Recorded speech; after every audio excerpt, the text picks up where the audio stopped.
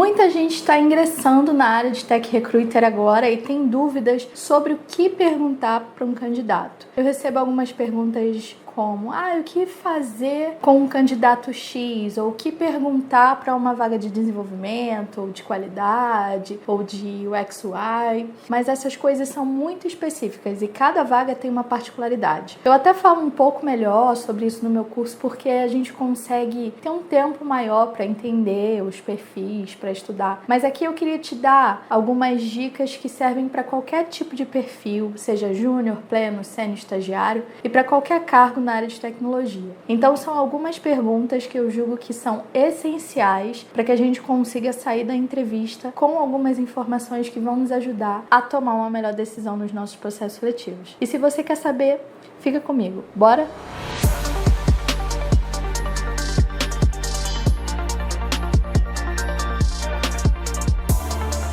Oi, eu sou a Kézia, especialista em RH de TI, o famoso Tech Recruiter, e eu quero compartilhar com vocês 5 perguntas que vão te ajudar, independente do nível que você estiver trabalhando e do cargo. Então, a primeira delas é: pode falar um pouco para mim sobre a sua experiência com tananana? Então, qual que é a ideia aqui? Exemplo. Se você está trabalhando numa vaga de Java, você vai falar: pode falar um pouquinho para mim sobre a sua experiência com Java? Ou pode falar um pouquinho para mim sobre a sua última experiência com Java? Então, qual que é a ideia aqui? Se o candidato tiver um currículo muito grande, a minha recomendação é que a gente não pergunte no geral, porque isso pode fazer com que ele fale desde lá de quando ele era estagiário em 1999. E a gente quer algo mais dinâmico, ou não. Se você quiser isso, ok, faz sentido. Mas na maioria das vezes a gente quer das experiências mais atuais, algo mais dinâmico, né? Então você pode falar para mim da tua experiência na empresa X com Java? É um exemplo. E qual que é o objetivo dessa pergunta? É a gente entender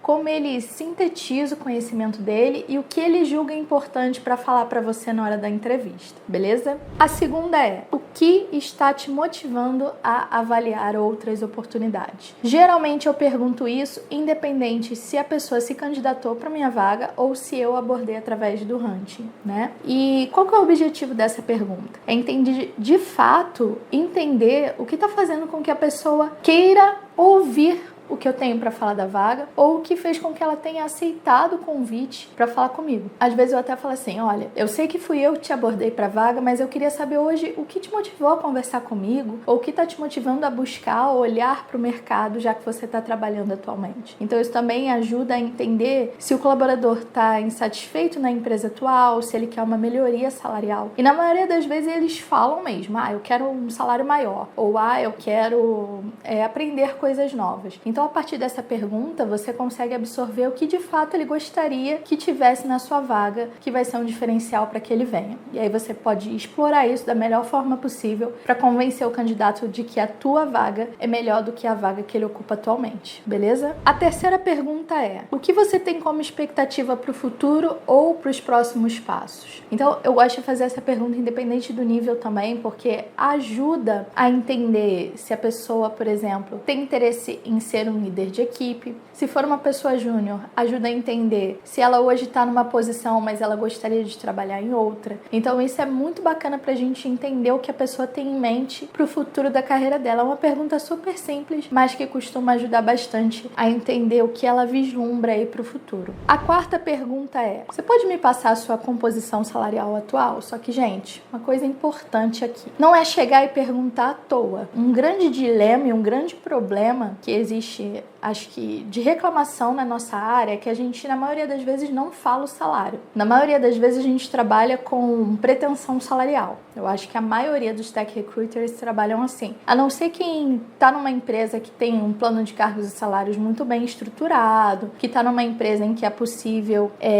até repassar esse valor antes. Eu acho bacana quando a gente não deixa para a última etapa, pelo menos uma ideia do que a pessoa pode ter de faixa salarial, ou pelo menos dizer se a gente consegue chegar próximo ou na pretensão que a pessoa já tem. Porque é muito frustrante quando a gente sabe que a pessoa tem uma pretensão e a gente não consegue chegar nem próximo e continua com aquela pessoa no processo com a esperança de que ela aceite um salário menor. Pode haver casos que sim, se ela quiser migrar de área, por exemplo, mas na maioria das vezes a pessoa vai se frustrar, a gente vai se frustrar, então vai ser uma situação bem ruim. Geralmente eu faço essa pergunta no seguinte contexto: quando eu não posso falar o salário, eu pergunto a pretensão salarial. E às vezes a pessoa vai se esquivar daquilo e ela vai dizer, mas qual é a faixa salarial? E aí a gente pode dizer que está em aberto e entender. Me fala então qual é a sua composição salarial e a gente vê se a gente consegue cobrir. Então é uma boa forma de perguntar, até para você entender se a pessoa está como PJ, como CLT, e é uma boa hora também para entender que benefícios a pessoa tem. Porque, por exemplo, se na sua vaga você tem mais benefícios do que ela já tem na empresa atual, você já tem um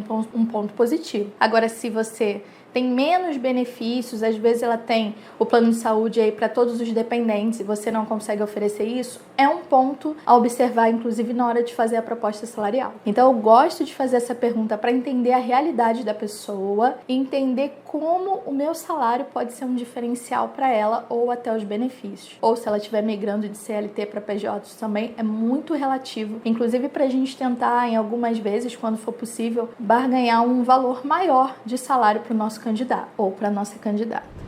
A última pergunta é uma pergunta assim, que eu costumo deixar para o final. E eu falo, mediante tudo que a gente conversou, mediante o cenário, faz sentido para você participar, continuar no nosso processo? Essa vaga faz sentido para você até o momento? Porque ali a gente consegue enxergar o nível de interesse real do candidato naquela vaga depois de tudo que a gente falou. Então a gente consegue absorver se ele realmente está empolgado, se ele está com aquela vontade que ele estava no início da entrevista ou se ele deu uma murchada assim com alguma coisa. Então é um bom termômetro aí pra gente entender se o candidato tá afim, mais ou menos, ou se ele já, não quero mais, ou se rolar, rolou, mas sem muita expectativa. Então isso também faz diferença, tá bom? Essas são as 5 perguntas que são bem genéricas, que dá pra gente usar tanto na entrevista por telefone, no alinhamento inicial, como na entrevista mesmo, em vídeo ou presencial, como você estiver fazendo aí com seus candidatos. Então são perguntas bem simples, que levam poucos minutos para serem respondidas, mas que conseguem dar uma visibilidade muito grande aí do perfil do candidato. É claro, além das outras perguntas normais que você vai fazer durante a sua entrevista, que cada empresa vai ter uma dinâmica, cada cargo vai ter uma necessidade, mas no geral, com essas 5 perguntas, você já consegue ter um panorama geral aí do seu candidato, tá bom? Se esse vídeo te ajudou, se você gostou e você ainda não está inscrito aqui no canal, se inscreve, deixa um like ou um comentário, que isso me ajuda a criar outros conteúdos. Isso também me dá um ânimo para continuar fazendo aqui novos vídeos com novos conteúdos para vocês. Eu espero que vocês tenham gostado.